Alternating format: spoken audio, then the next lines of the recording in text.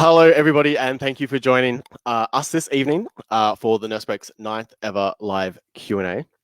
I'm Jackson Heilberg, and I'll be taking you through this interview along with, for the first time, a co-host, and that will be graduate registered nurse Amber Duncan. If you haven't joined us before, well, welcome, and it's awesome to have you on board. The Nurse Break is a platform for Aussie nurses and other health professionals and students to share awesome insights into their careers and promote interprofessional learning.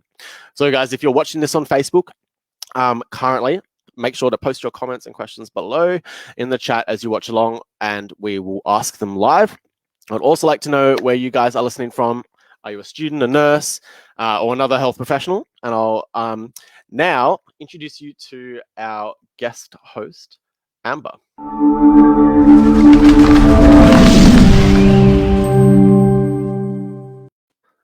Hi guys, It's great to be here. Thanks Jackson for the intro. So as introduced by Jackson, my name's Amber and I'm a graduate registered nurse with a couple of months left to go on my program. I've also been part of the Nurse Break for the last couple of months, helping Jackson in the background. So it's great to be here working with Jackson tonight. And I think it's back time to introduce our guest, Ashton Kline. So Ashton has had an amazing nursing career with experience working in areas such as the paediatric field, intensive care, and chronic and community health. He's also a clinical educator and senior lecturer in nursing at the Australian Catholic University, where he was the undergrad clinical coordinator at the Ballarat Aquinas campus. And lucky or unfortunate for him, he actually took me through my last year of my university studies. And it doesn't stop there. Ashton is also an ambassador for the Alana and Madeline Foundation, which is a fantastic organisation keeping children safe from violence. So welcome, Ashton. Thanks so much. Awesome to be here. Awesome to be here. And I was just thinking, as you were saying, that's probably lucky or unfortunate for you, Amber, that you're definitely lucky to have you, Ashton. I'll let you decide that one. So yeah, it's great to have you. So for those who have watched previous ones, this is going to be a bit different. So just going to wing it a little bit. We're going to throw questions back at each other. And we're going to cover some topics, including chronic health, which I think is a massive area that's misunderstood. We're going to cover the world of being a lecturer. We're going to cover education, advice for grads and students. But I'll pass it over to Amber and we'll dig in. Yeah, so we'll get started, Ashton. So I think a good place to actually get started is the beginning of your career and what led you and the experiences that led you into nursing. So in particular, how that links in with your ambassador role with the Alana Madeline Foundation. Yeah, so it's interesting actually, because I was thinking back just before this interview as to how I actually got into nursing, and I remember quite vividly the moment that I actually decided to become a nurse, and it was one particular nurse that had a significant impact on my entire life really. Now that I've been a nurse for a number of years, I became the carer for my younger brother. At the age of 15, after my father murdered my mother when I was 15, and my brother at the age of 6 had end-stage kidney disease, and I became his prime carer.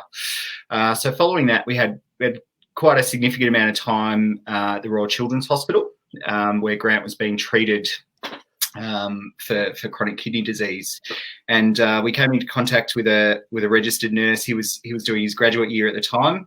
Still remember his name. His name was Shane. Shout out to Shane.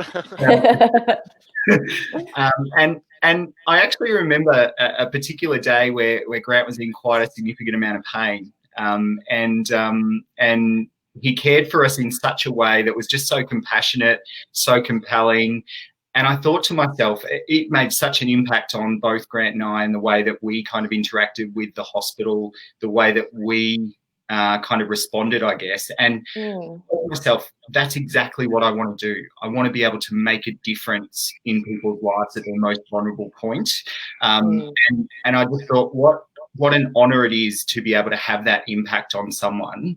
And so from the age of 15, I kind of decided that's where I want to be. And I decided that I want to be a nurse at the Royal Children's, just like Shane. So just like Shane. For 12 years, I was just like Shane and worked with children. Yeah.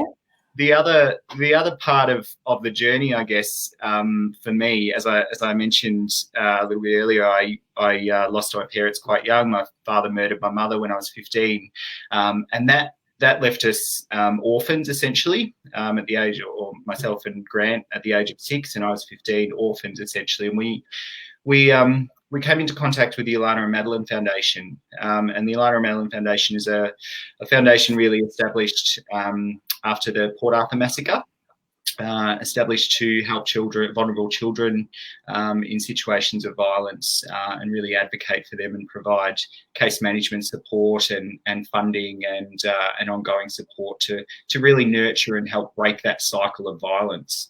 And for me, we came into contact with them, and they were really able to advocate for us as two scared, I was 15, Grant was 6 at the time, two scared children that really weren't able to navigate an adult's world, that were essentially kind of on our own. We were displaced from our family home at the time, kind of 3 days after the murder. Government kind of came in and said, you guys have to be removed from the family home and go into foster care and so forth. And so to have an organisation that really advocates for you and sees you as a decision maker in your life was something that was quite unheard of, I guess, and something that was really important to us in getting us through that particular trauma.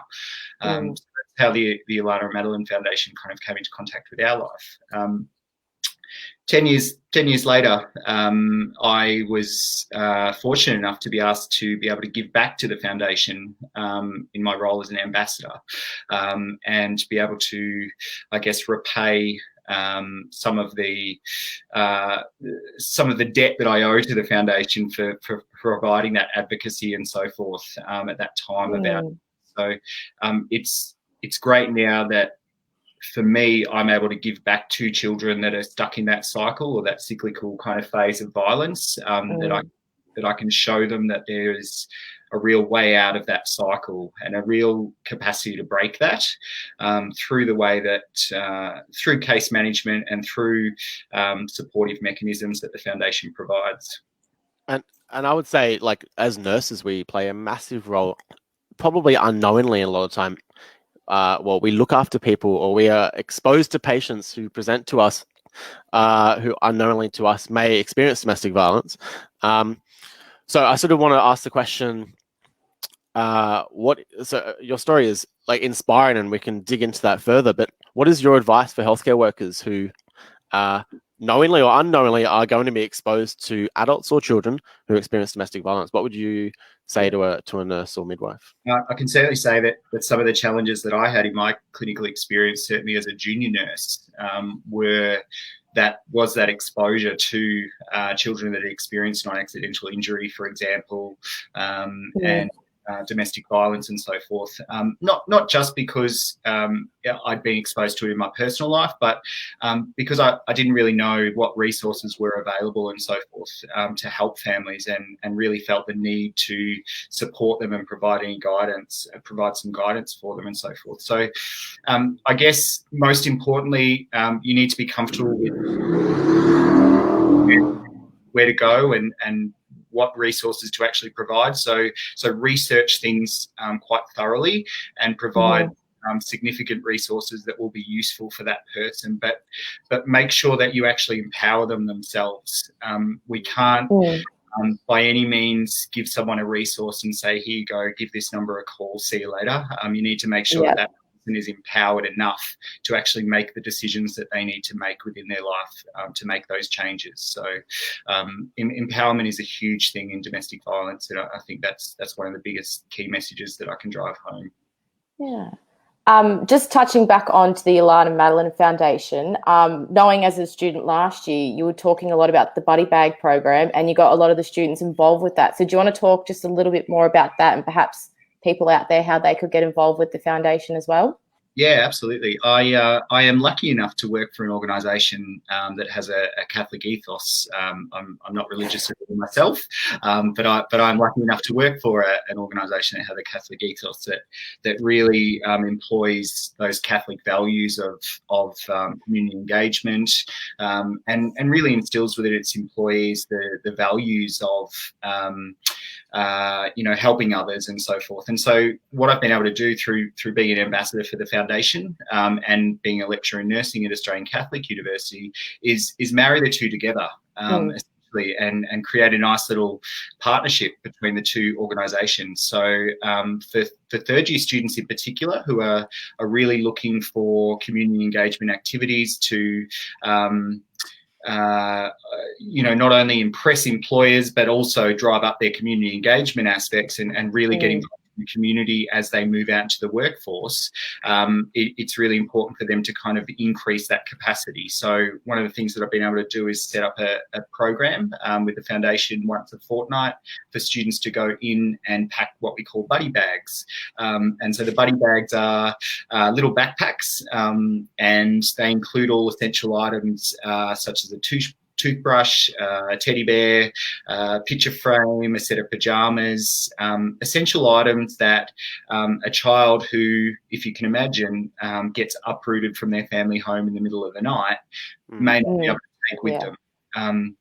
And so it's funny that one of the significant things for me about the foundation in my childhood was every year we received Christmas gifts from the foundation, and losing our family home and a lot of our possessions and so forth, we didn't have a lot of things that just belonged to us, to call our own. So for these children who get uprooted in the middle of the night, having a buddy bag given to them by a police officer, they're given to police to give out, and emergency services workers, etc., to have that backpack given to them, as something that they own, as a tokenistic kind of ownership, can really mean the difference between kind of survival and not surviving in that hour, I guess, in that trauma.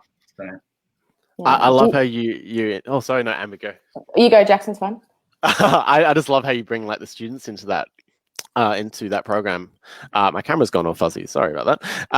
I sort of want to like transition from that beginning to the start of your nursing career. Can you sort of paint a quick picture of how your first few years of nursing sort of progressed? Yeah, absolutely.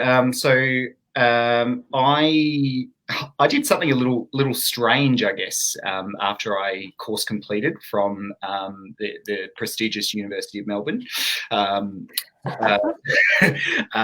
where I did a Bachelor of Nursing Science. I was in the first year out that had to apply for a graduate year through Computer Match, so it was probably back in dinosaur days for you now, Amber and Jackson, where you can't even imagine a world without Computer Match. But there was one, I assure you. I actually applied for a graduate year at the Royal Children's, knowing that was the only place that I wanted to go. If you remember Shane, I just wanted to be Shane, basically. So you had 4 preferences. For anyone that's applying for graduate years or gone through that process, you will know that you have 4 preferences. I did a bit of a risky move. I only put 1 preference. Didn't want to be anywhere else. Don't do that to anyone else. Well, we can talk about the pros and cons to that, actually, because I actually have a bit of a view on that myself. Actually, when we get to the later part of this interview, I'll provide you with a bit of anecdotal evidence around that. But I only put one preference down for the Royal Children's. Managed to score myself the graduate year, and then when I got the graduate year, I decided that the graduate year couldn't actually offer me much from my point of view. Again, dinosaur years, probably for you guys, but when I was going through my Bachelor of Nursing, after second year, you could register as an enrolled nurse. So I registered as an enrolled nurse, did a 1-day course through a TAFE organisation to register as an enrolled nurse. And in my final year, I worked as an enrolled nurse with a bank, basically Royal Bank. They provided nursing staff to the Royal Children's, so I was kind of already in the system a little bit, so I applied for that grad year, got accepted, and then I actually rejected them. I think I'm probably the only person to reject the Royal Children's in probably the history of graduate years, maybe, But what I did do is, instead of doing a graduate year, a formal graduate year as such, I applied for a full-time job as an RN, grade 1, grade 2 on the neuroscience ward, and was grateful enough to have a NUM at the time who was supportive in me doing my first year out. So it was a really different year for me, and I'll be honest, I don't think I've ever been held back as a result of not doing that. It's interesting that that so much is now, and look, it was a different time, definitely. Times were different. I'm one of those people. I'm getting older, guys. But the thing is, that there weren't as many graduates coming out, so it wasn't as competitive, I guess, in the market as what it is today. So we had a bit more choice and a bit more flexibility around you being the choice of where you go, and so forth. But with that said, I'd like everyone to know out there that there are options if you don't get a graduate year, and there is not just doing a graduate year. There are other options, and you should be the decider of whether or not you do a graduate year. Do you know what I mean? So there are some people out there that a graduate year is not necessarily the be all and end all, and not necessarily required. So do you think, from not being a part of that formal program, how did you get those learning opportunities and feel those skills and competencies? Did you have to drive that a little bit more, or did you work closely with your NUM to achieve that? No, absolutely. I had to take carriage of my own journey, really. Yep. And I knew that from the outset of declining that graduate year, that was going to be the case, that I really drive that journey. So I had to put in for extra educational sessions that I required, and I really had to seek those out, seek out learning opportunities and apply for those, the special leave, etc., etc. I mean, as a registered nurse, we do get educational days in our and study days, study days, etc. So I accessed all that I could, as well as some of my personal leave, to attend extra things that I wanted to make sure that I maintained and upskilled as much as I possibly could. The other thing that I did that was probably a little bit random was that after 6 months I changed jobs in the same organisation. So I did my own 2 rotations without formally doing my own 2 rotations. So. I just applied. Just kind of took real carriage of it. So I moved to ED for 6 months because they had a job going, and I had really good references, and it just worked out that was my 2 rotations, neuroscience and ED. So from having not a typical start to your career, do you think that how you had that start to your career kind of led you into the chronic area, or do you feel like what am I trying to say? Sorry. Basically, is there something that you took from that year, not having it being typical, that has took you forward in your career now? Yeah, look, you said driving your learning and your interest in seeking those opportunities. Sorry, that didn't come out very well. No, absolutely. No, I totally understand. I think for me, what it really reinforced is that that no one else is going to drive my journey in nursing. And I wasn't willing to really be a passenger, I guess, in uni. I didn't want to be kind of a standard run of the mill, and not to down talk anyone who takes part in any program or anything. I just, for my personal self, that wasn't the pathway that I wanted to take. I really made that assessment, I guess, on my own skill and merit, and everyone should do that, I think. And even coming out of that year, having driven that 1 year myself, I had a real thirst for knowledge and knew that I was kind of I was behind the 8 ball, I guess, as opposed to other grads. So it really forced me to keep educating myself, keep driving my knowledge, and really upskilling. So beyond that, you also held a few other roles. You've been in A&M and ICU, and you've had a few other like interesting roles, both in critical care and even in, I believe, primary health sort of roles at the Royal Children's Hospital. Can you touch on some of those roles? And then we're going to move to chronic health, and I really want you to explain to the audience sort of chronic health and what it really is all about. Yeah, absolutely. So I have had some interesting roles. I've even been up to Queensland for a year and worked at the Royal Children's in Queensland, but moved around the Royal Children's in Melbourne for quite a number of years. I'm sure they had a word that we can't use on airtime for me at the Royal Children's, working in different areas that you can use your imagination to determine what that is.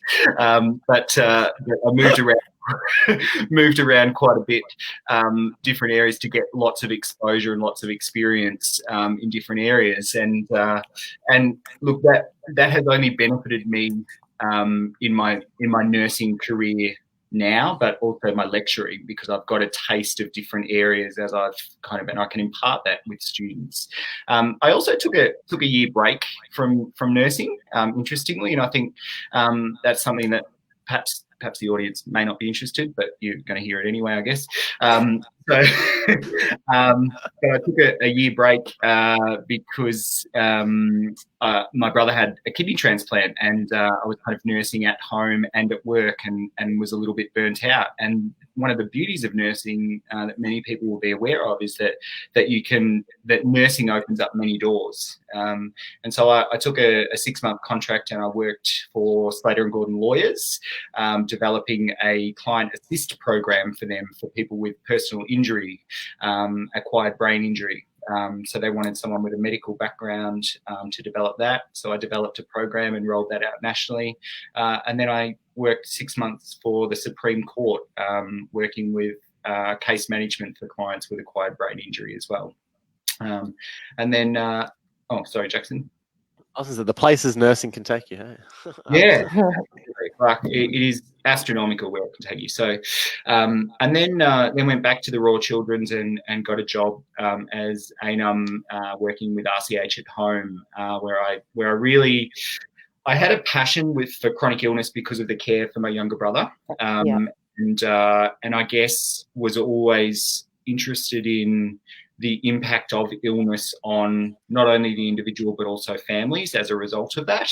But RCH at home really gave me the opportunity to combine a case management kind of long-term management perspective of a person's journey with health, and the kind of acute care stuff that I like. So it was split kind of 50-50. So you could do hospital in the home 50% of the time and 50% case management. So I had 6 clients that I would manage long term, and they were children with life-limiting illnesses that I was really able to, I guess, feel as though I was making an impact on. So one of the things that I was able to do for one child in particular was they were 8 years old, and they weren't able to attend primary school, for example, because the school hadn't been trained in how to use oxygen, and this child was oxygen dependent. So one of the things that I was able to do is go out to the school and train them on how to use oxygen, so that child could actually attend school for the first time ever. And that might not sound like a significant kind of impact to many people, I guess, but for that family and for that child to be able to attend school, for me, that's my job done, for my life, kind of life stuff, I guess, because to be able to make that impact is why I signed up to nursing in the first place. So. Beautiful. Amber, for the audience who will be watching this after and can't read the question I've just put up on screen, yes. Do you mind taking that question on screen? Yeah.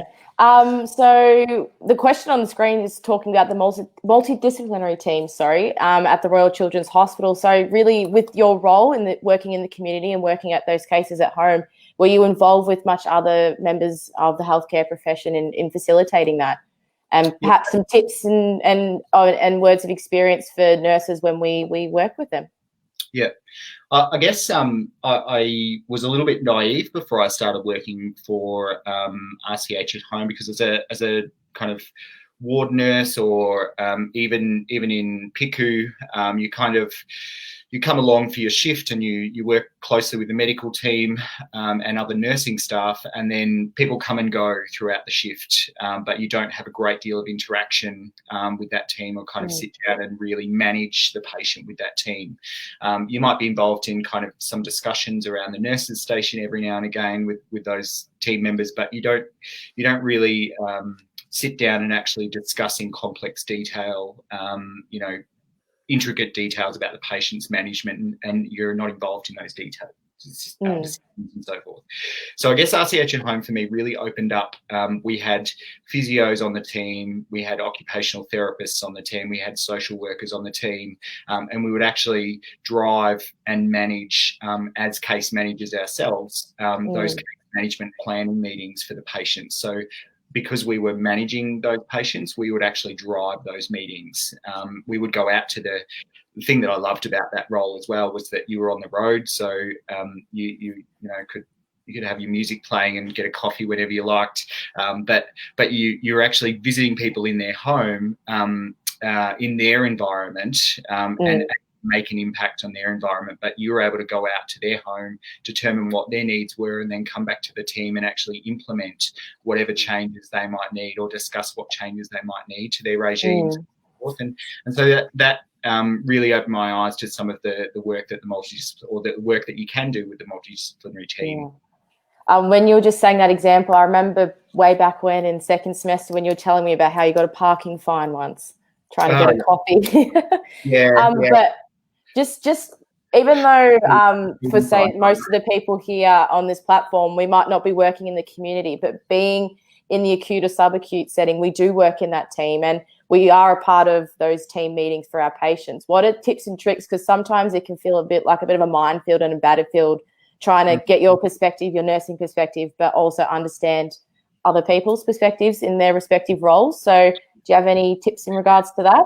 I think the first one is you've got to have respect for everyone in the team, but you've also got to demand respect for yourself and the skills that you bring as a nurse to the team and as a patient manager. So I always, whenever I'm managing a patient, whether it be on a ward now, clinically, or whether it be in a community setting, I demand that anyone that interacts with that patient kind of interacts with me as the care manager, I guess, essentially. So it's almost like a demand of that respect, the reciprocal respect, because you need to know everything that's happening with that patient, obviously, and you need to collaborate. They need to know everything that's happening with that patient. You need to collaborate in order for that to happen.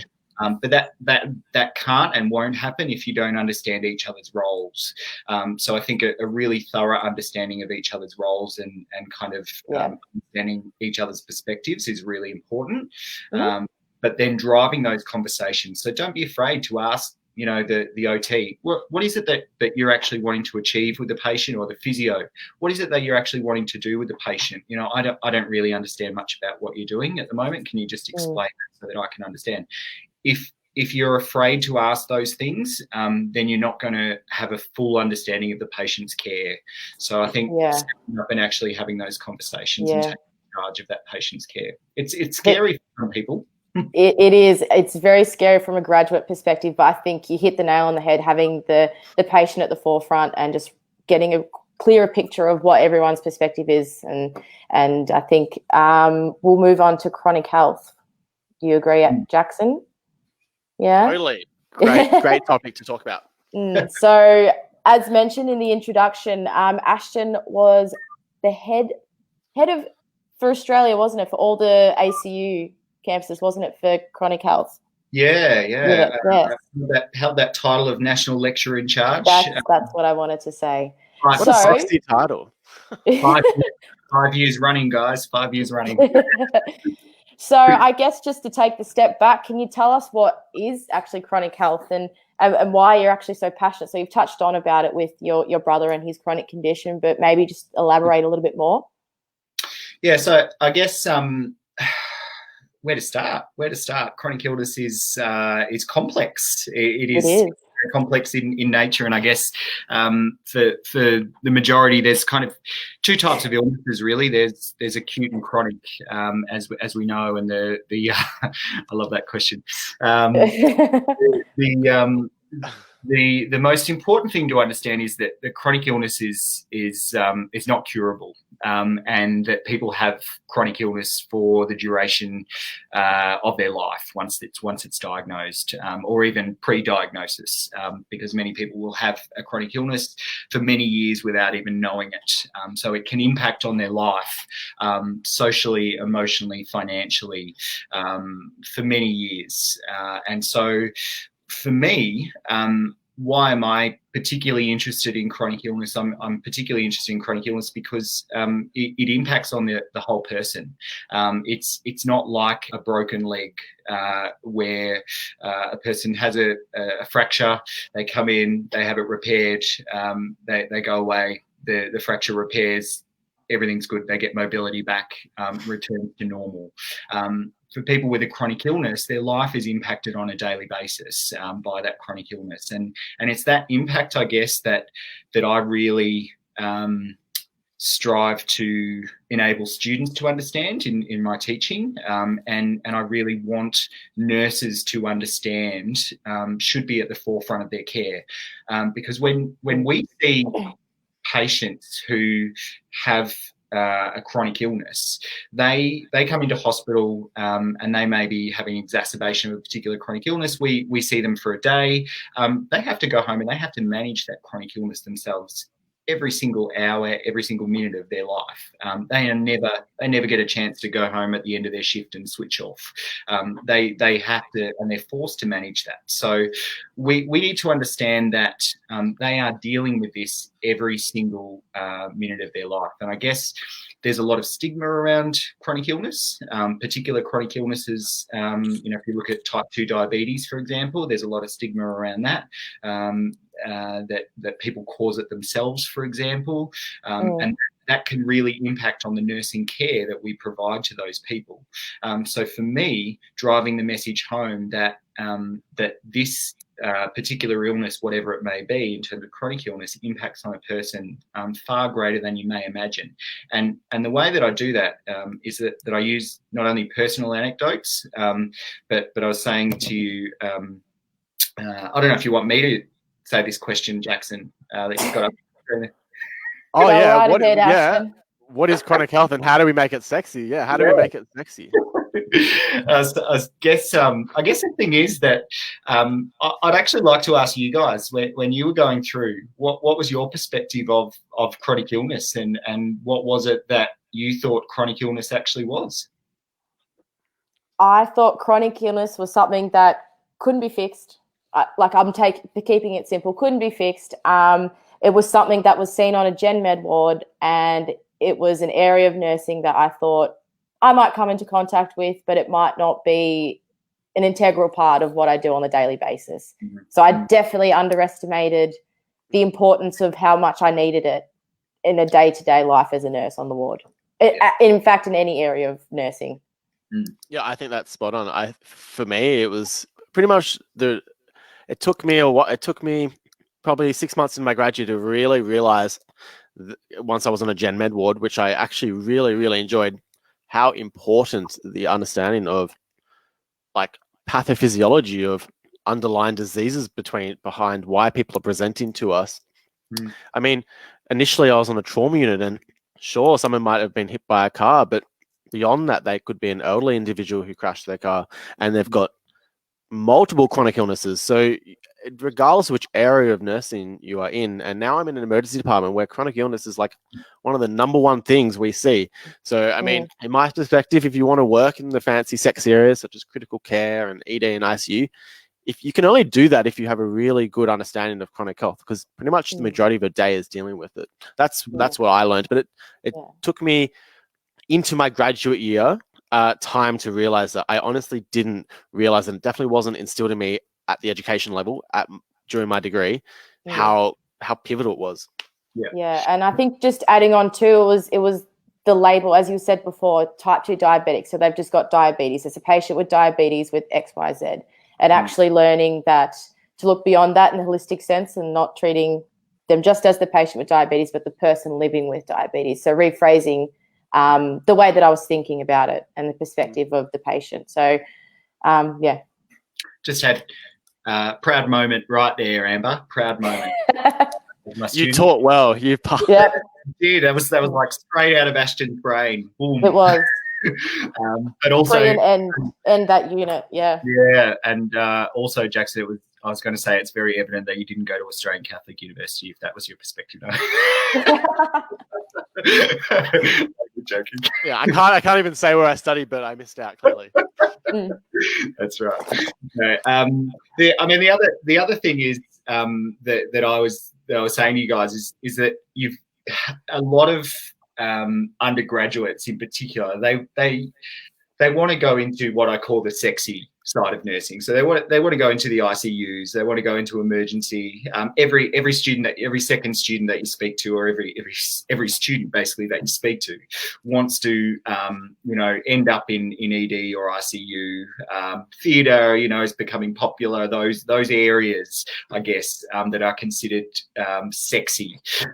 Chronic illness, you often associate with the older person as well, and I think that's probably why it's less sexy than those other areas. And so for me, really instilling in students and graduates that chronic health impacts everyone at every level. Children, my career in children's health and pediatrics in chronic health, the amount of life-limiting illnesses that are out there for newborns that are considered chronic, for example. Yeah.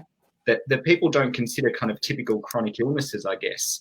But the other thing that I do is I make it real for people and make it real for students. So the numbers are very clear that we have an epidemic of chronic illness, basically, and there's stats that 1 in every second hospital admission in 2018, for example, was related to a chronic health issue, so that alone tells you that you are going to, regardless of the area that you work in, you are going to come into contact with someone with a chronic illness, and so the reality is that you need to be prepared to manage those chronic illnesses and manage people with chronic illnesses and all the things, the range of things that come with that, I guess, and so making it real for people is a really good way, and you might kind of wonder how I do that. And I guess one of the ways is that I do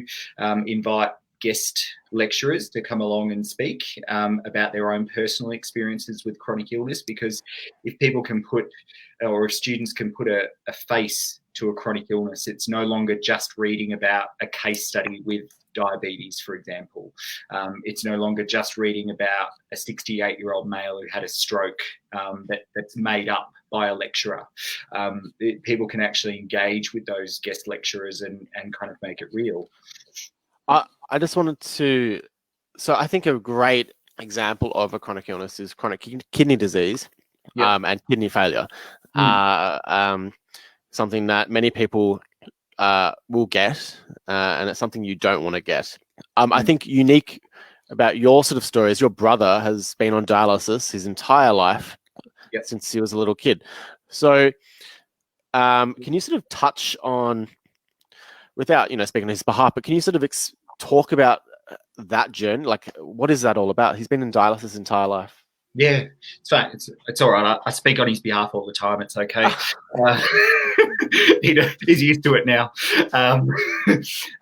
It's actually something, because I actually get my brother Grant, who is usually my offsider in the chronic illness unit, to actually come and speak to lecturers. And Amber, you'll remember that Grant came and spoke about his particular. It was a fantastic lecture. It really was.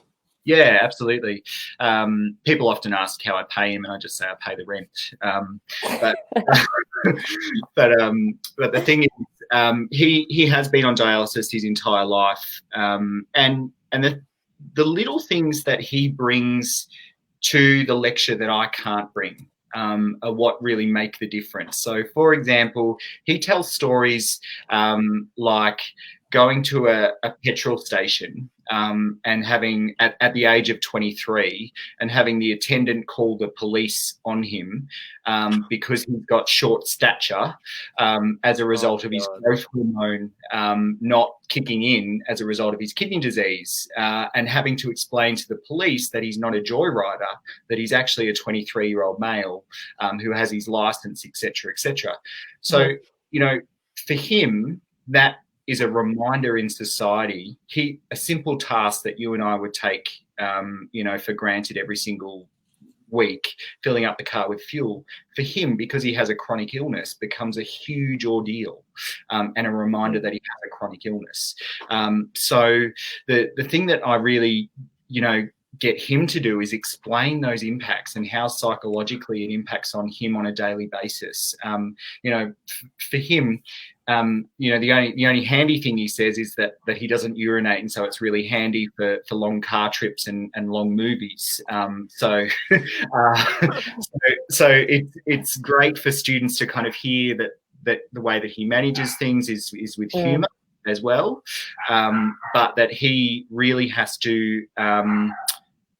That he's made aware of those things all the time. So when, you know, when he goes to Crown, for example, and he goes onto the gaming floor, I took him to Crown for his 21st birthday, the amount of times that we were asked for his ID, even though he was 21 years old, just was a constant reminder that he looked young. And so that constant reminder that you've got a chronic illness is always there. And I think that's some of the things that we forget about as a nurse when we're treating patients. He has to endure dialysis 3 times a week for 6 hours a day, 3 times a week, and that's such a significant portion of his life dedicated to his chronic illness, and that's just the treatment to keep him alive. There's a whole range of other appointments and so forth that go on beyond that. But then as a nurse, we interact with that patient and we forget. Sorry about the chihuahuas in the background. Just bring them on. I will actually in a minute, that person's actually managing all of that on a daily basis.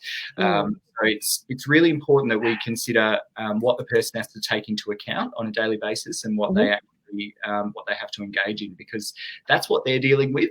We might just see them as someone who doesn't comply with their fluid restriction, for example, or someone who eats too much salt, and so their sodium levels are through the roof and their potassium levels are out of control.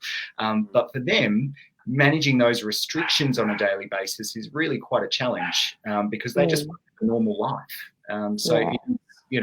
It's a battle every day. So you know the saying how they say that nurses we care for people, but we don't always care for ourselves. How has his illness and chronic illness impacted you, being both a brother and also having that nurse perspective, both? Every single day. He will tell you that it's both a blessing and a curse that I'm a nurse, because sometimes I know too much, and the other reason that it's a bit of a curse is if you are a nurse looking after him, you better watch out. Because I'm watching you like a hawk.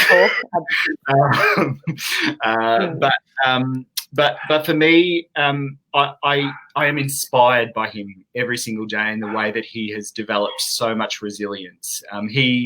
People say that he is lucky to have me because I became his carer, I guess. But in so many ways, I am lucky to have him, and he really kept me going through my life, I've got to say, and has kept me going through my life and really fueled some of my journey.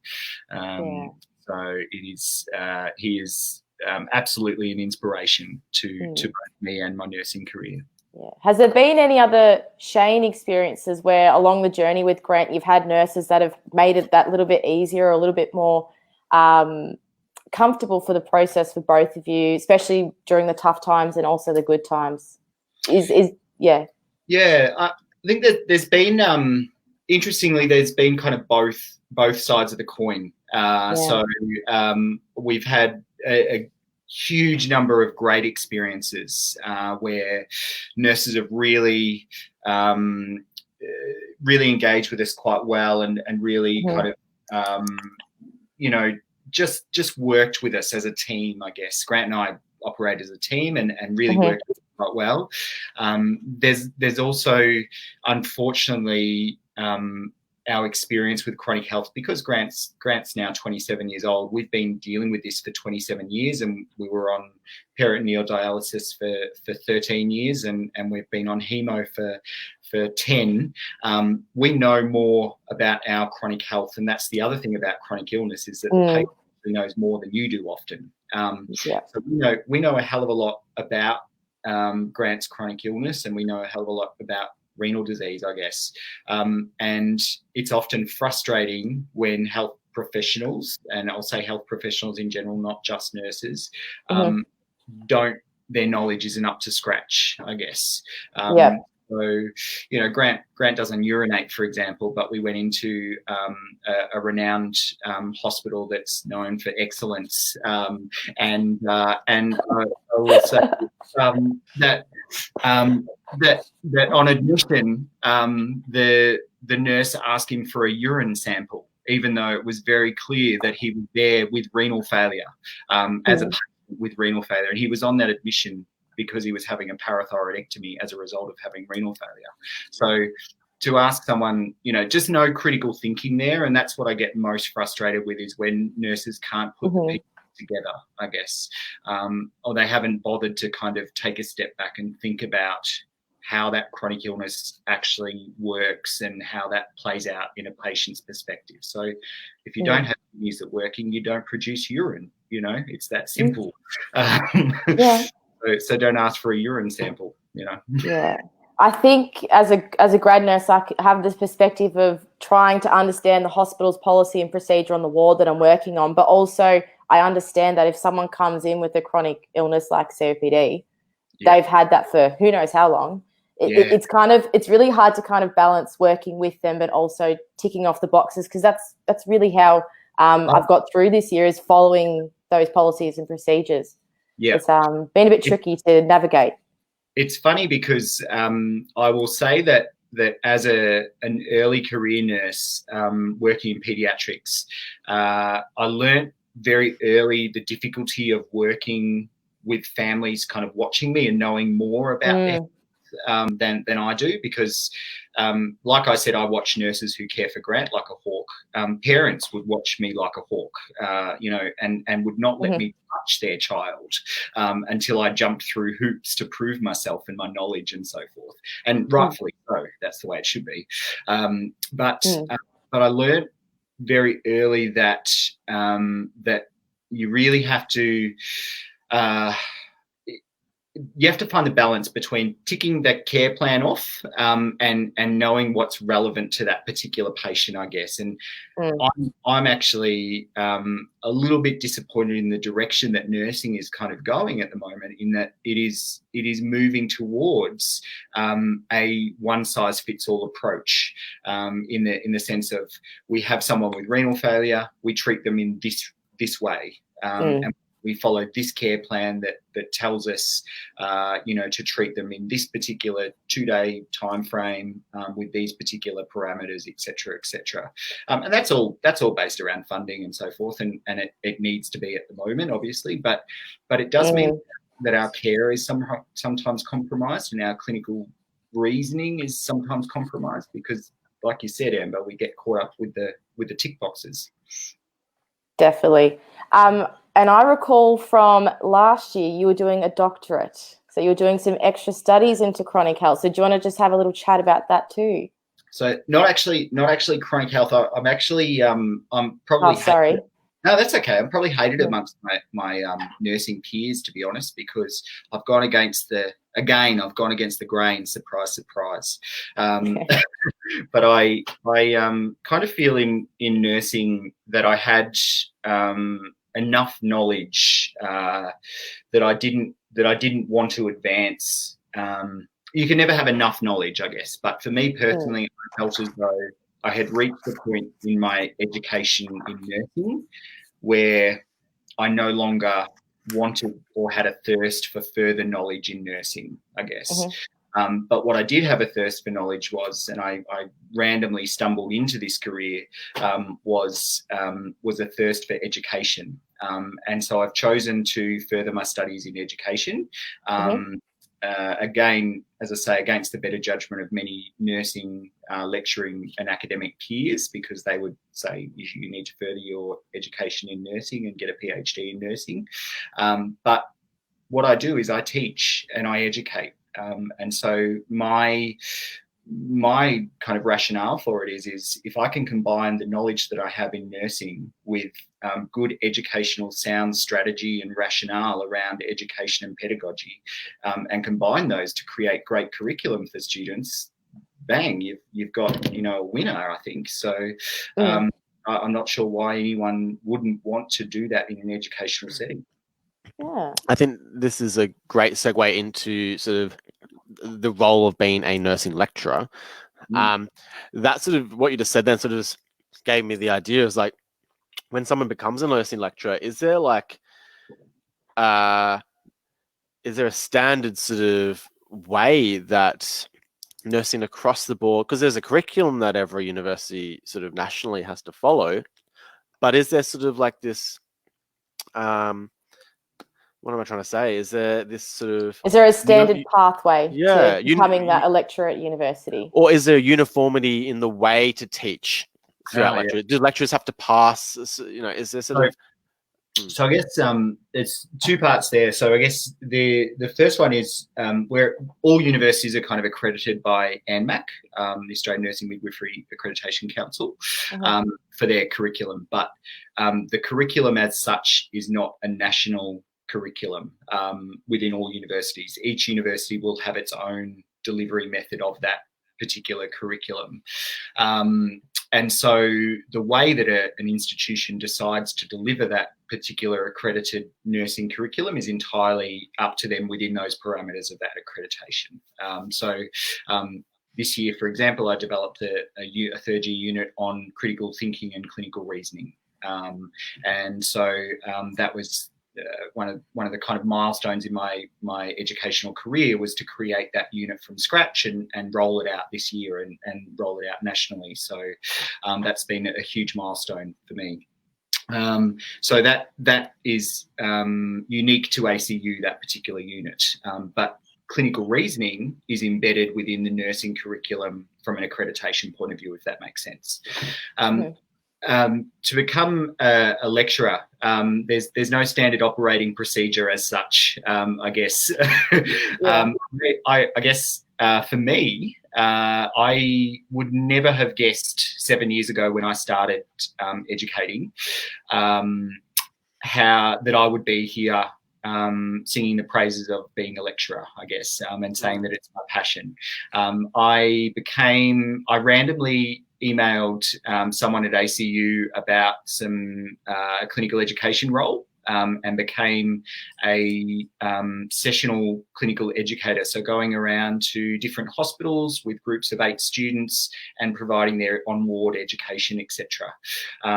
Just did that for a whole year. It was great pay. The conditions were great. You never got ingrained in an organisational like politics and all of that kind of stuff. You had 8 students that you assessed and you could move on after 3 weeks, basically. It was fantastic.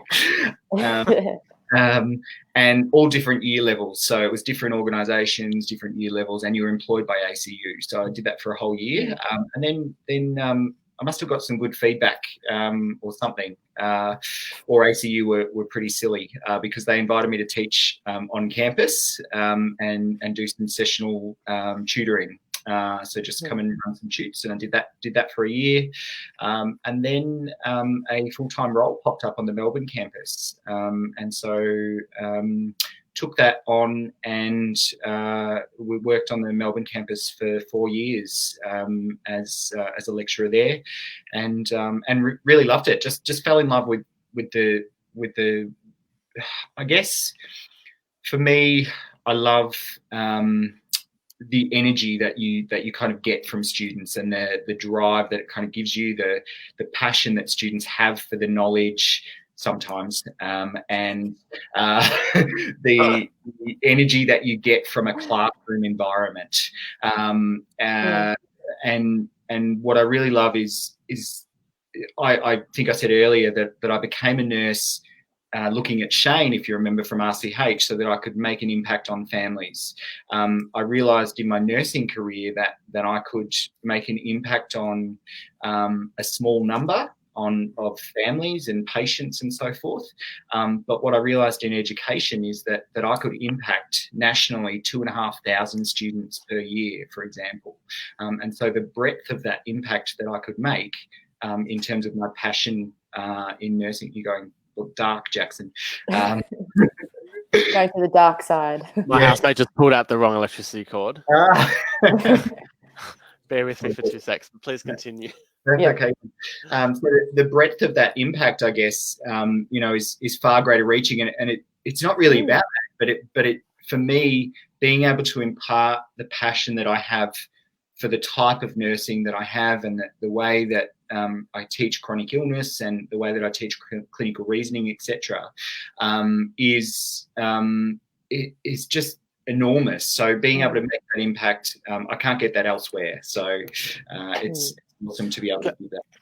We've just had a question come through. So anyone who's watching, there's quite a few of you. If you have a question about chronic health, being a lecturer, anything at all, just chuck them in the comments and we'll ask Ash. Michelle has asked, what will be your suggestions universities or teaching hospitals should do to further enhance nursing education or curriculum? Broad question, but I'll let you tackle it.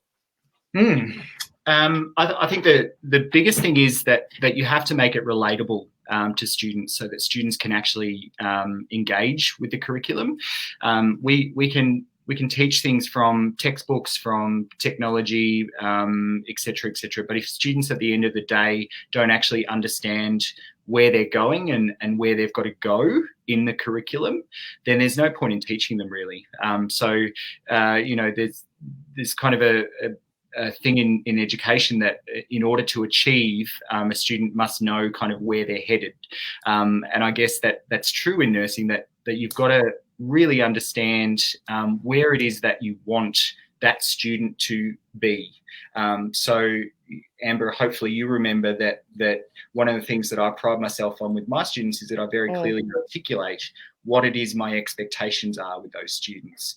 And I think in terms of nursing curriculum, we're becoming very we're moving a little bit away from an understanding of the impact of illness and so forth on people for the technicalities of nursing, because there's a real thirst for that knowledge and so forth. And understandably, there should be that. There needs to be that. But I also think we need to be careful not to lose the fundamental underpinnings of the person. And I think that's where there's a huge loss in our curriculum, because there's a real push for that knowledge to come through. Yeah. I'm just curious. This is just a question I've always wanted to ask you, and I've only had the opportunity now. When I look and think back of all the teachers that I had last year, you stuck out, I should say, for all the good reasons, but you're very engaging and enthusiastic and passionate, which I think people would have gauged from this interview. But is that integral as a result from the experiences you had as a student and other lecturers that you had? Did you take bits and pieces from teachers that you've had that you've put into your teaching style now? Yeah, certainly. I think the thing for me is that students need to see that you're a human. Yeah, I mean, at the end of the day, I need students to do what I need them to do to pass the course. They are there for a reason, to become a nurse. I need them to realise that, obviously. And I have pulled students aside and said, at the end of the day, I've got my qualification. I don't need to be here, but you need to be here. So what is it that you actually would like to achieve from this? But I also let them know that I've got struggles of my own. That I've got 2 chihuahuas. That I have a brother at home. You're gonna have to meet the chihuahuas in a moment, guys.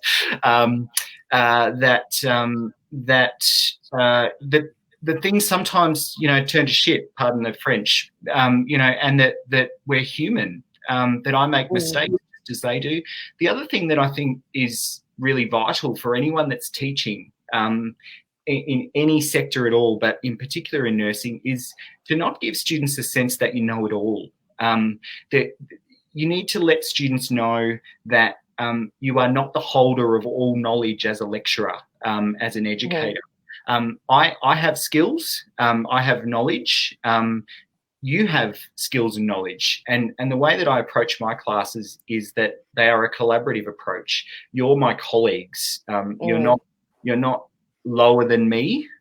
You are on the same level as me. And I think that's what I kind of instill in my students, is that we have discussions and we have really open, honest, frank discussions around things where you can bring things to the table. It's not just me telling you how it is. And I think that's actually, in answer to the other question about curriculum, that's actually what's missing in a lot of the curriculum as well, is just being human and having a chat about things and actually nutting things out. We get so caught up in the right answer for things. Sometimes not everyone has the right answer. I don't have the right answer all the time as a lecturer, and I'm certainly willing to put my hand up and say, guys, I don't know the answer to that in classes. Let's look at that together, and I think that's one of the biggest things. Yeah, I think you really honed into on not always knowing the answer, but knowing how to find the answer and how to figure your way around to get to that point, which was handy, and it's come in handy this year, definitely.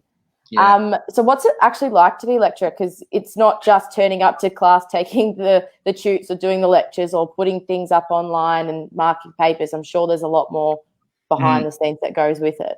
There's a really good meme that I think kind of signifies kind of what lecturing like. You know those memes that kind of say what my friends think I do, what my partner thinks I do, what I actually do.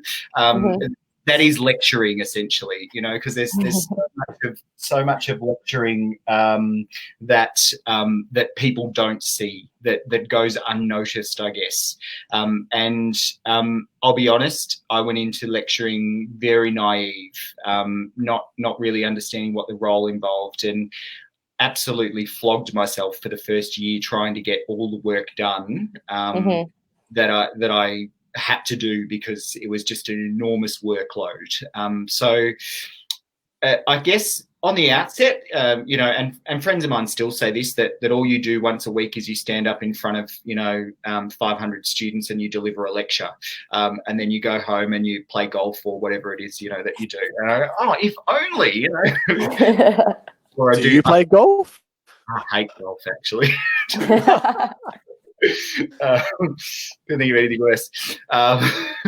But really, there is a huge amount of administrative work that goes on to manage students. My email goes off chops like you wouldn't believe, all the time. And I guess I'm a culprit of that. Sorry. Okay. But the thing is that you in Ballarat, I've got 1,200 students that I manage as a clinical coordinator, and this year in particular has been a huge workload associated with managing placements. And so the intricacies of allocating placements, managing partnerships with clinical agencies, allocating those students in each year level, finding them placements, all of those kind of things are administrative work that isn't really recognised. So it's far greater than just delivering a lecture, delivering a tute. I guess that's the fundamental kind of what you do. Perhaps 5% of the time that is your role. Actually, the part that people see is perhaps 5% of your role.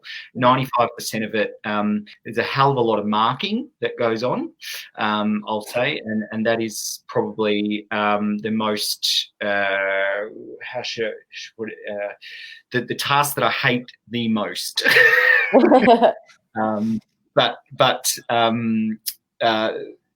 It's not kind of it's not as glamorous as what people think. I think a lot of people think that you get into education and that's kind of a glamorous role. But are you working hard for your money, or is the remuneration quite good as a lecturer? I'm definitely working hard for my money. I will say the remuneration is probably one of the highest that you will receive in nursing. Particularly for my age, I'm very, very lucky to have the role that I do at a young age, and get into it at such a young age. However, you work bloody hard for that money.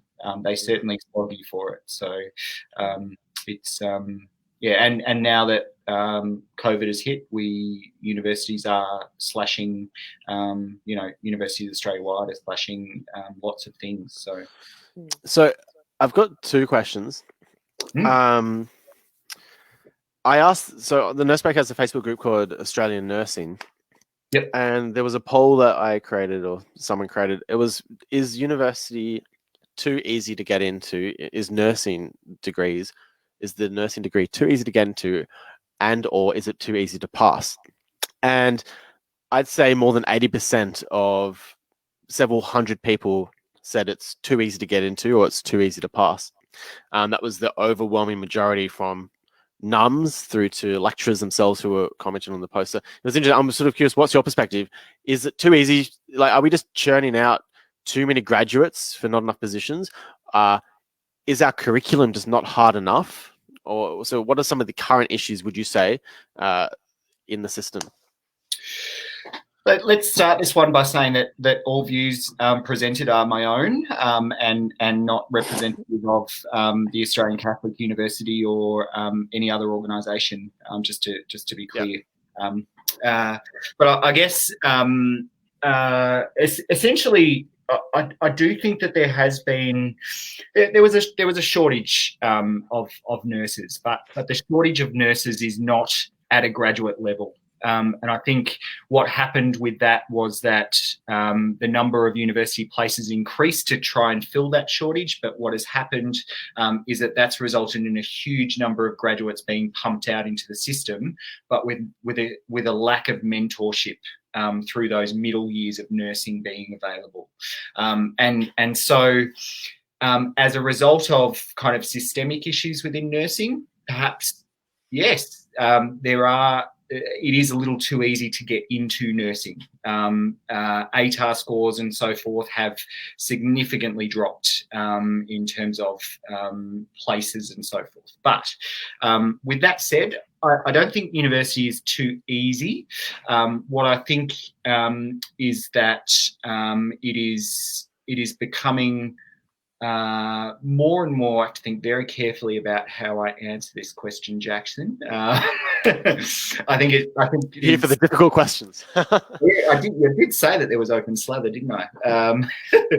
I do think that university in general, it is becoming very difficult to fail students in general, and I think nursing is one of those that is falling into that category.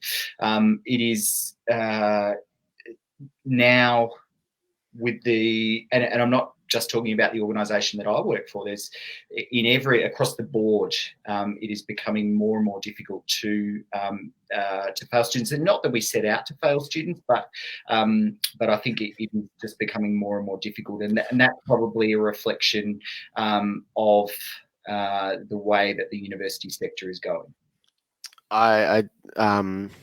Michelle has commented again. Thank you, Michelle. In relation to Jackson's question, do you think an examination before becoming a registered nurse should be considered like in the USA?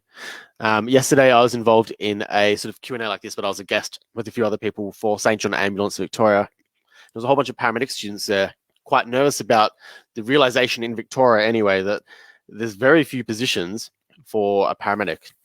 And a good solution to that is to have a backup or choose nursing instead, because there's a great career there in nursing.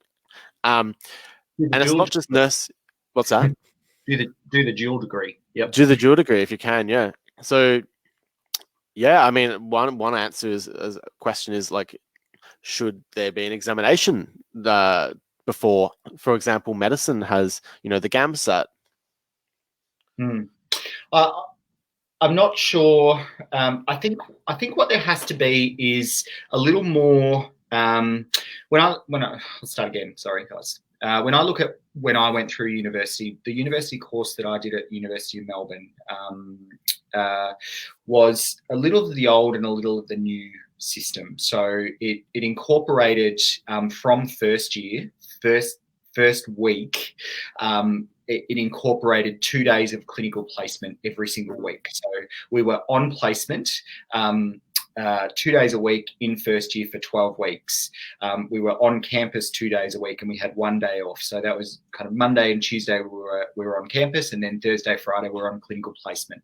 And then that was kind of scaffolded through second and third year. And so you had exposure to the clinical setting from the outset. And I think often what happens now in university degrees is that students don't have the exposure to the clinical setting until first year, and even then it's not an acute experience, it's an aged care experience. And you may in fact go right through to second year and get through first semester and then have your first acute experience, I guess.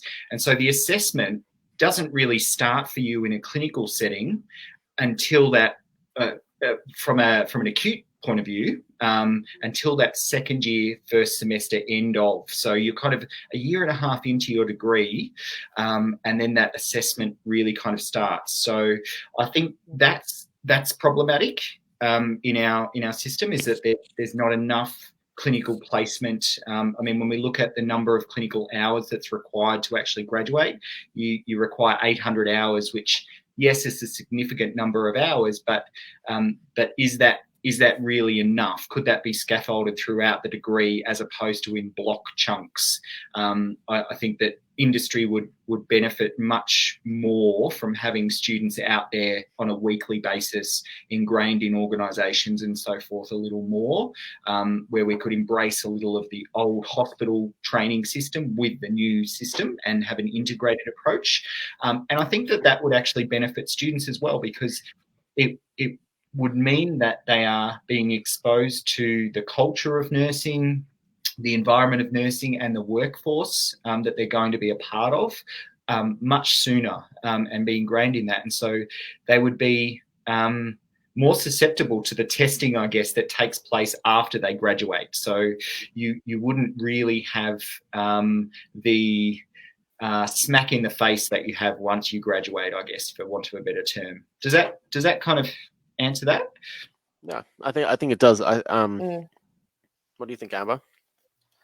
I think you hit the nail on the head. There's kind of that mentality. Well, I feel as a student, there was that P's equal degrees, and it was just to get through to the placement, tick off what you needed to do, and then you'd learn everything on your graduate year. And I think the people that had that mentality had that baptism of fire into the nursing industry, and the people that really took, dependent on when they had their acute placements, as he said, everyone's uni experience is different, but the effort that they put into it was reflective in the success they had in their graduate year. So I think, yeah, I'd agree.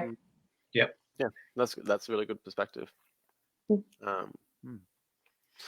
I have to know what since you've said 1,200 students and there's so many students you look after over the years, what is the best gift you've got from a student? It's funny actually, because at the start of each semester, I have a little running joke each semester that in order to pass the unit, students must supply me with a 15-year-old single malt whiskey. And I do say it kind of tongue in cheek and make sure that everyone is aware that I'm joking, but on particular. You can make me a believer, Ashton. Some people take that as quite prescriptive, and so on a couple of occasions now, I've had a number of students. I've actually seen them in class writing down 15-year-old single malt, and then at the end of semester presenting me with 15-year-old single malt whiskey, which costs a good $150 or something like that, and I've regretfully had to decline it, obviously, but it is very sweet of them that they do take notes in class at least about the gifts that I require in order for them to pass. Oh, that's so good. Yeah. So just curious, like as Jackson just said, you do have 1,200 students. What are the cohort of students or the characteristics of these students that do well at uni and not always hit the HD marks, but you see that do well on placements and have the potential to do well in the nursing field? Good question.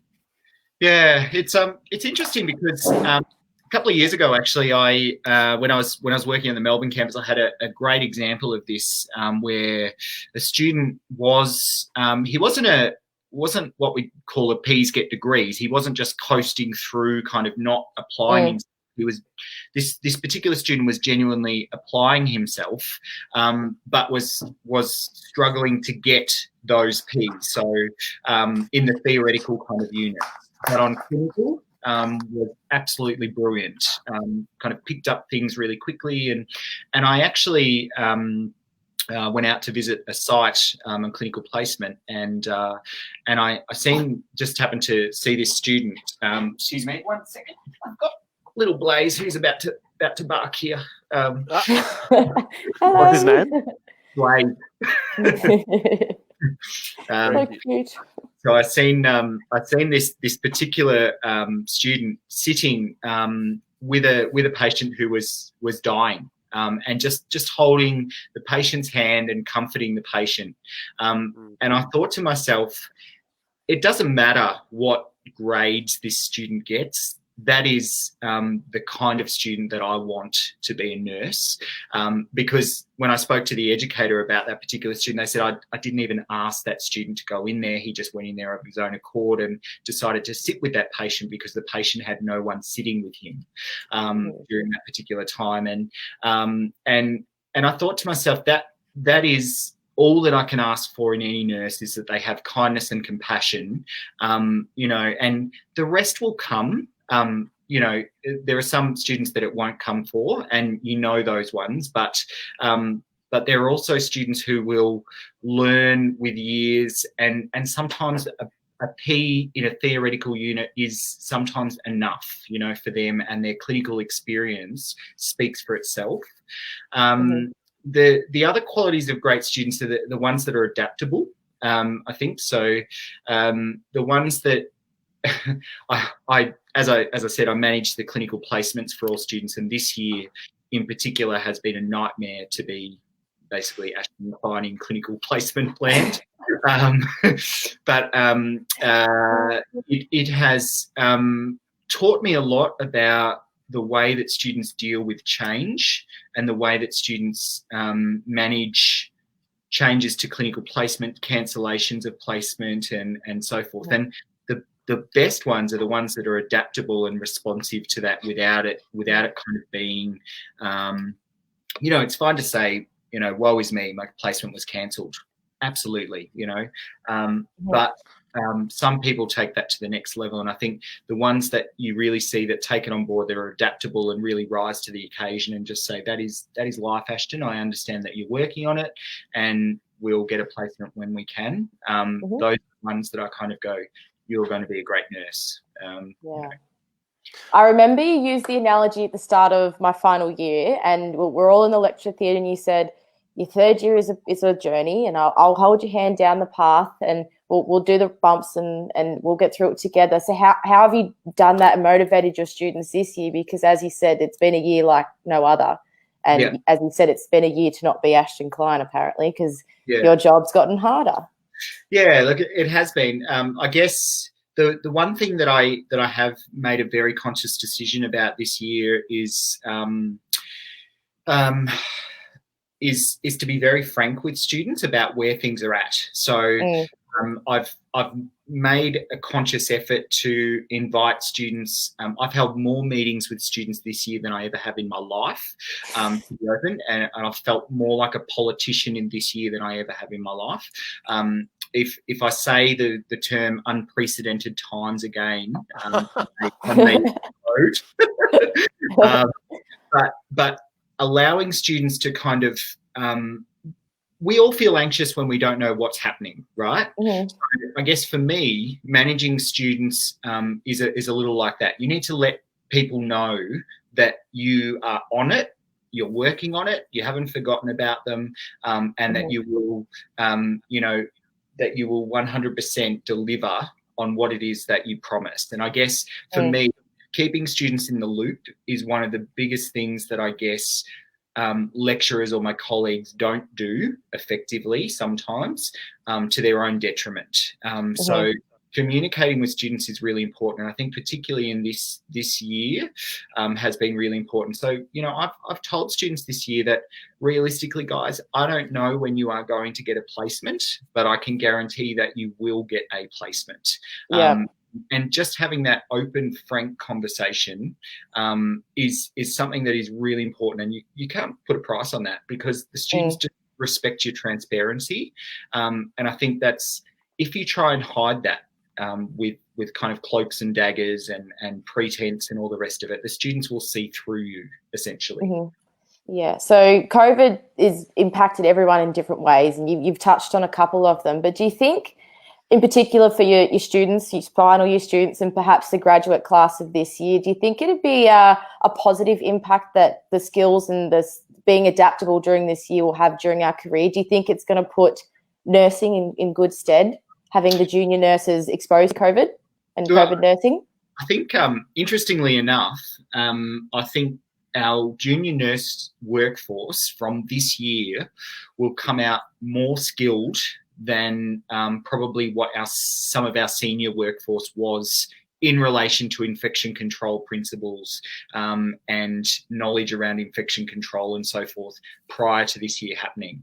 One of the things that this year has kind of taught us in nursing is that we weren't very good at infection control, and we didn't actually have a really good understanding of infection control.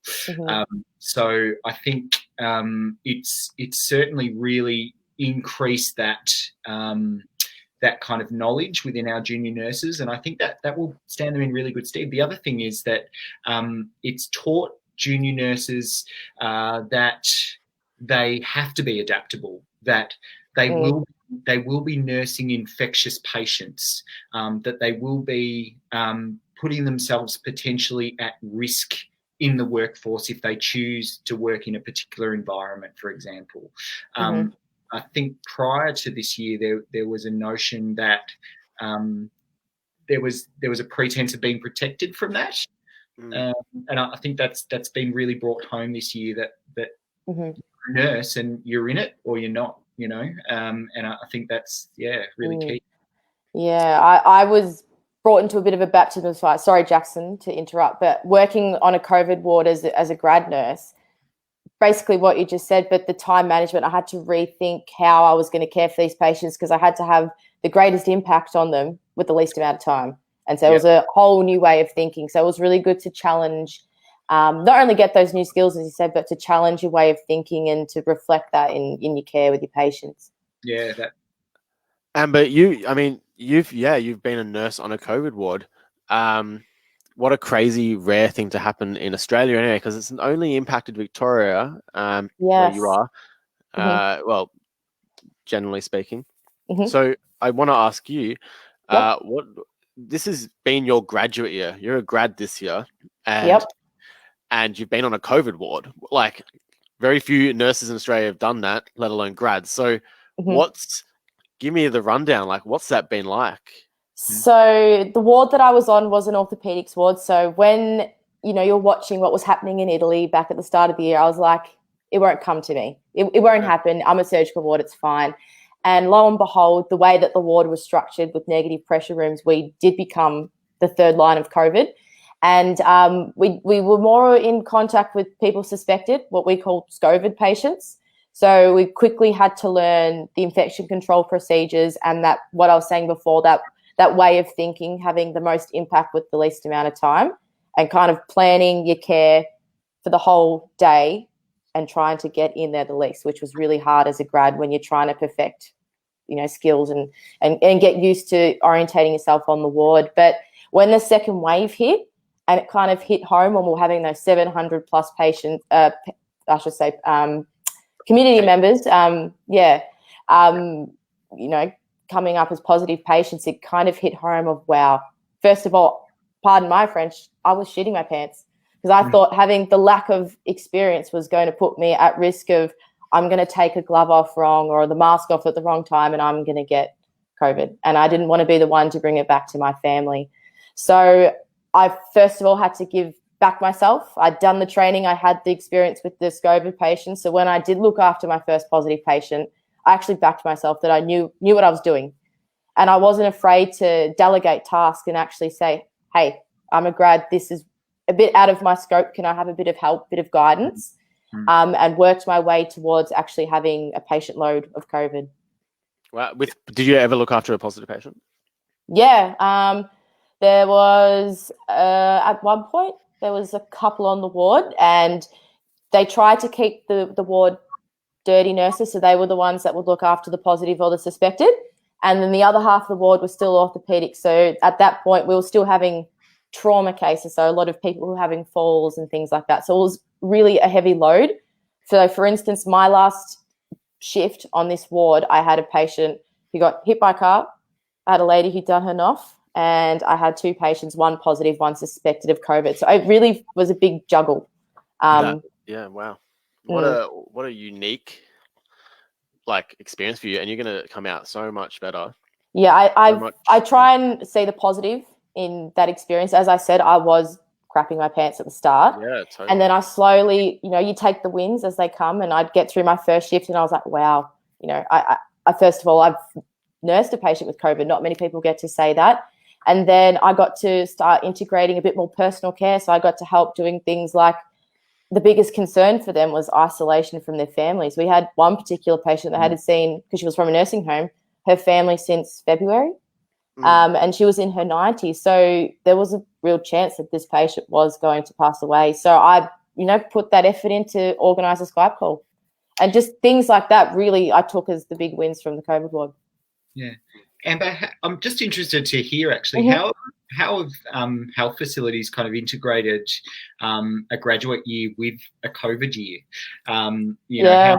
How have they managed to provide education and all of those things in that context of a COVID year? Yeah, so originally the graduate team at my hospital said that we would not come into contact with positive on the ward, and that was short-lived because obviously I spent months doing it. But with the hospital that I chose, I had a substantial amount of study days, so they were changed. That was flipped on its head. So we went from doing a lot of Zoom meetings. We weren't doing our weekly PDs, which was something that I really enjoyed with the hospital. And with working on the COVID ward, we tried to limit the amount of people coming in. So I really had to make the effort to utilise the resource around me, not just depend on the graduate team as a resource. So to be aware of that and to keep into regular contact because, as I said, they are a great resource and I do have to tick things off in my graduate program. So I felt a bit cut off from the rest of the hospital in a sense, but I got through it. Yeah, that's awesome. And your grad year's almost finished. And yes, I mean, I understand this interview's gone to an hour and 30 minutes, but it's just, if you guys are willing to stay, I'm happy to stay. Yep. Blazer's happy to. I'm absolutely busting, but my kidneys are boop, but we will go through this. Your grad year, I mean, we've got your lecturer, one of your lecturers here. I mean, he was part of the person, can't even speak. One of a big team who really molded you as to the nurse you are now. So, what is the biggest learning curve you've taken from uni that hit home during your grad year? Good question. And I'm not just going to say this because Ashton is here listening, but I think the biggest thing I took from my final year, other than nursing, being a nurse, I should say, you are privileged. You're in that position of power and we take accountability for that. But understanding that it's a person that is your patient. So getting that bigger picture. And I guess you could use the example of this lady. She was a positive COVID patient, but I got the bigger understanding of what was important to her. And a simple phone call to her family, like a Skype call, meant so much more than me giving her antibiotics or helping her with hygiene in the morning or just giving her that little interaction for 5-10 minutes. That was much, much more than perhaps what my nursing care would have been. So to make it more personable and kind of hit home on patient-centered care. I'm going to slowly wrap this up and I'm going to ask the next few questions to both of you. So Okay. you're now both my guests. Let's do it. Mhm. I guess my first question, coming from your perspective as a lecturer, is what is your biggest piece of advice you would give to a junior? Let's do this two ways. What is the biggest piece of advice you would give to a junior nurse, and what is the biggest piece of advice you would have given yourself when you were a junior nurse? Right. We'll go Ashton. You go first. Oh, sorry. I thought it was directed at Ashton. That was my bad. Okay. But, no, you're not off the hook, Amber. No.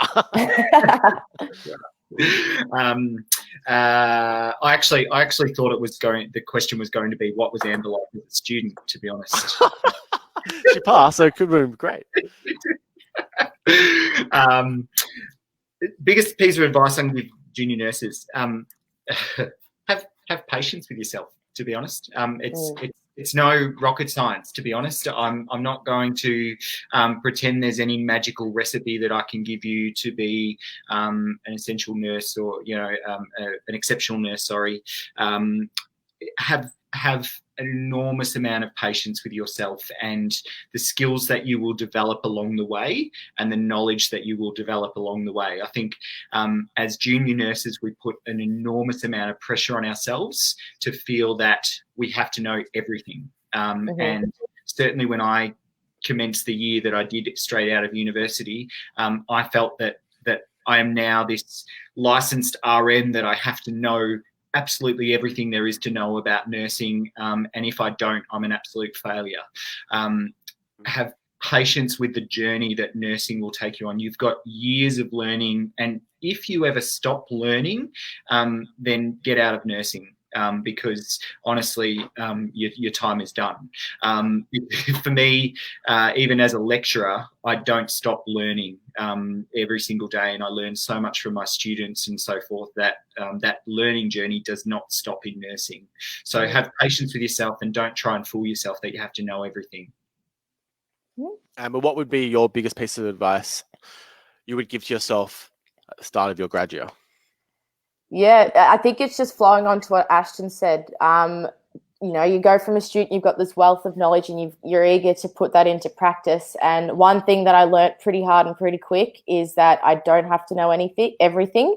And when I think that I did, that was when I found that I lost grip of my care and my patients, and I felt like I wasn't actually practicing safely. So to actually be kind to yourself, give yourself the chance to consolidate what you do know and respect where you are on that journey, because nursing career can be, for some people, decades long, and you've got that time span to get to where you need to go. And I got a more of an understanding and appreciation that there is many areas of nursing, and to be open-minded, because I went in with the mentality of critical care, as Ashton was saying. Most nursing students think that. And being exposed to some of the rotation areas I have a new interest and kind of respect for other areas. So just have an open mind as well, rather than being a bit tunnel visioned. No, that's awesome. That's awesome. Anyone watching, if you have any final questions, pop them down in the comments on Facebook. Look, there's probably, I guess I want to ask Ash, if you were in charge of nursing in Australia and you had unlimited money and you could change anything in regards to nursing, what would you change? What would you do if you could change one thing about nursing in Australia? It would be bring our pets to work. Oh, done. That is a great suggestion. No, look, this is such a tough question, to be honest. There are so many things that I love about nursing, so many things that I hate. For me, the biggest thing is the culture of nursing that we have. Actually, I actually really see a need for a shift in the culture and an investment in the culture of nursing. I really dislike the fact that there's a culture of eating our young in nursing, and a culture of not really nurturing our young and helping them develop and refine, but rather putting them through their paces and having them earn their stripes, so to speak. I would really love to I'm not sure what monetary value you can actually put on that kind of cultural change. So I don't know if I need an endless bucket of money or people just need to start listening to Ashton Kline, perhaps. But that's never going to happen. People just tune out. But honestly, I'm really I get taken aback by the stories that I hear around students being kind of put through their paces, I guess, in an unworldly way or an unfair way, or junior nurses in their graduate year being put through the tests of nursing because that's the way that senior nurses were put through their paces, I guess, and earned their stripes. And so I really would like to see more of a nurturing of innovation and young kind of nursing and growth in that area. But an amalgamation of the senior nurse and the junior nurse, so there's more mentoring rather than simple, kind of you have to reach this level before achieving this. And I guess I say that because in my career I kind of reached an A-num position quite young, and I came up against quite a lot of political kind of battles as a result of that, and it was quite confronting, I guess, but also quite detrimental to my own mental health. And so it's very hard to walk away from that and feel that that's a positive experience, and that was probably one of the attributing factors to me leaving the clinical setting. Yeah, there you go. Look, okay, I'm just going to go through some of the comments that have just popped through. Jackson Jacob says Ashton Kline, future Minister for Health. Jackson is also an ex-student of mine, by the way. I think there's a few ex-students. We've got Madison Liza. Ashton has been one of the best lecturers I've had the pleasure of learning from at ACU. He truly goes above and beyond to try and provide the best help he can in his role as an educator and clinical coordinator. Keep up the great work, Ashton. Thanks for those comments, guys. Thanks, Jackson. Look, I'm going to give Ashton 1 minute for each of these questions, because otherwise we'll yeah, I told you I could talk. No, I have to let you go. Like, I'm keeping you all here, but we'll Blazer's already left, by the way. He's had enough. Yeah, I've noticed that. Yeah, he's gone. Jackson asks, hi Ashton, do you think the industry would ever embrace a traineeship kind of model for students to work in the acute setting during their degree? Yeah, I actually think that industry does want that. To be honest, I think that there's a huge call for that from industry, and there are huge benefits for that. What I'm seeing from a clinical coordination point of view, when I'm talking to clinical partners, knowing that I've only got 60 seconds to answer this, is that that clinical partners are actually wanting us to ingrain students within their organisation, and what I really see the benefit of is us universities forming relationships with particular clinical agencies, and creating partnerships and having students move through those placements as a traineeship type arrangement. I don't want to take away from the advances in nursing scholarship that we've made, because I think we had a huge move in the 90s to move nursing into university, and I don't want to detract from that. That's really important that we retain that. But I think there is a need for us to have a more practical, skills-based, hands-on experience throughout the curriculum, rather it being in blocks, etc.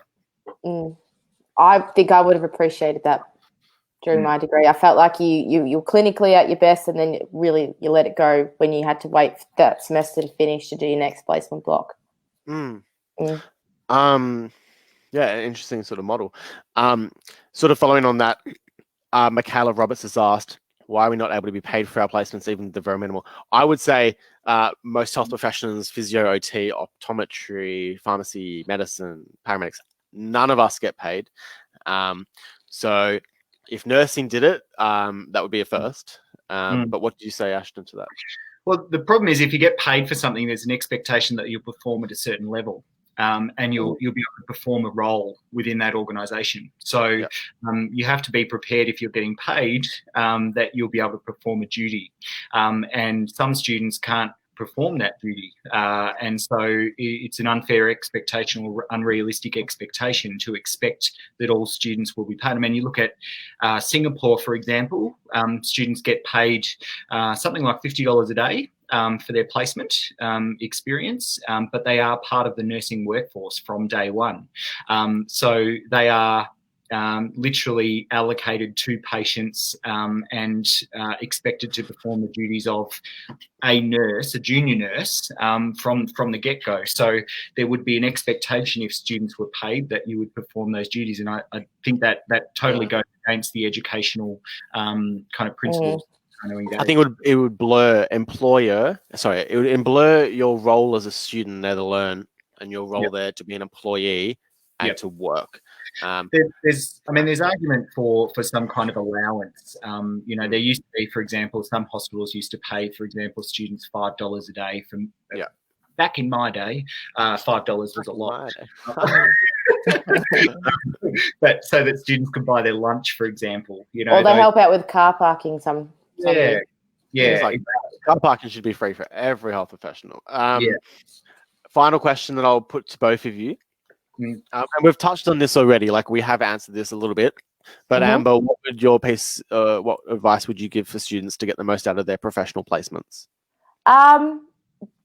Well, I think the best thing that I did and what I figured out worked well for me was I actually would seek constant feedback with every kind of opportunity I had with the skill, or not just the certain competencies I had to tick off for that placement, but the simple things like, how was that interaction? I did this for this patient. Could I have done it better? And having that real-time feedback made it a lot easier to kind of reinforce good habits or have that opportunity to go, okay, next time when this opportunity comes, I'm going to do this, and it's fresh in my mind. So not being afraid to ask for feedback, and to also be able to cop the feedback too, and to be able to take it professionally. Yeah, very good answer. Ash, what about you? I think it's about expectations, and a lot of students go into a clinical placement experience expecting to achieve a perfect level. Or achieve a perfect score, I guess, on their tools, etc., etc. You have to be, as Amber said, you have to be willing to receive realistic feedback. I get a lot of students who come back after a placement and say, I'm really unhappy with the feedback that I've received because I was only at level 3 and I thought that I was at level 5. Realistically, if you're at level 5 for all clinical placements, then there would be no point in you being educated, essentially. So, the whole point of clinical placement is to improve. So there has to be room for improvement. So take that feedback on board, and whatever experience you're allocated, do make the most of it. You can learn a hell of a lot as a third-year student in an aged care setting that you couldn't learn as a first-year student because of the complexities of chronic illness and all of those health issues. You can learn so much. So. No, 100%. That's really good advice. Last question is, what is next for your careers? What are you guys doing? Did you want to go first, Ashton? No, please, you go. I'm still deciding. I'll decide in the next year. It seems a bit far-fetched because I'm just, to be honest with you, I'm just trying to get through this program in the next 3 months. For me, I'm in the middle of getting job applications, which is a whole new experience for me, and I'm still trying to figure out areas. As I've said, having exposure to new rotations, it's kind of changed where I want to go. But quickly, I'm training to be a nursing officer in the Army. So I know upcoming for me, I'll have Defence Force training, military training, and to become a nursing officer. And hopefully I'd like to do some postgraduate studies and to get some deployments and leadership opportunities, and get opportunities to interrelate defence and civilian nursing, because I would find that concept quite interesting, and to utilise what I learn in both and reflect in the other. Yeah, that's 100%. Great career aspirations. As I said, I'll just get through the next 3 months first. Yeah. Ash? So for me, I had to reject Dan Andrews' recent replacement replace Jenny Makakos, but even so, I'm very happy where I am at the moment. What I'd really like to do is cement the doctorate and get that sorted, and then move up into. Funnily enough, I see myself. I'm going to probably regret saying this, but I see myself as being a head of school or similar in the academic world at some point. So you will definitely do that. Really like. I don't see any barriers for you to do that. The only barriers are up here, mate. Yeah. So that's what I'd like to do. Yeah. Anything you would like to add, Amber? No, I can see you running the country, Ashton, let alone a school. Be very persuasive, hard to say no to. Even take this die as a pound. Oh, there goes the dog. Look, guys, it's been a pleasure. We've had at least 20 to 30 people stay with us the entire time. So there's been quite a few hundred who have watched throughout. If you guys, this is the first one you've watched and you're still with us, we've done 9 of these with people from all different areas. So if you hop onto the Facebook, you can watch these videos that we're doing right now. You can watch all the previous ones. If you don't do that, if you don't like doing that, or you're driving to work and you want to listen to them as podcasts, you can also just listen to them as podcasts. You can go on any podcast sort of hosting platform. You can go on Spotify, Google Podcasts, Apple, and just type in the Nurse Break, and you can listen to all our inspiring guests that I've previously interviewed. Something that I want to start doing with this is having co-hosts. I mean, and having different people sort of join. I think it'll just add a really unique dynamic to it.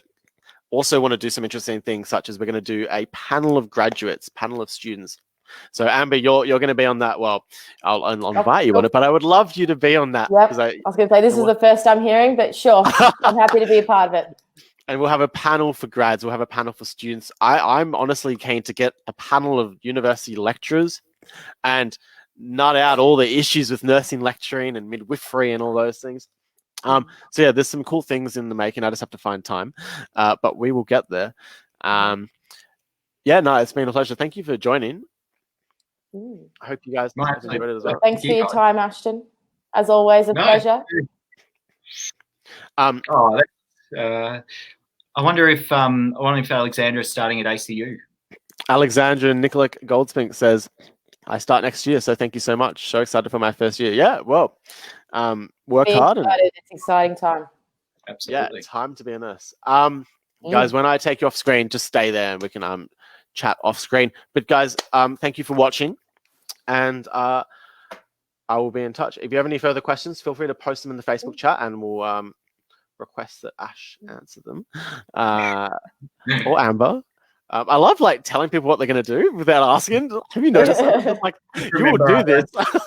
Just remember, I don't like writing things, so that's why we True. We'll get him to record a voiceover for your question. I can do that. Okay, guys. We'll leave it there. Thanks again. Beautiful. Thanks. I have to figure out how to get rid of the screen.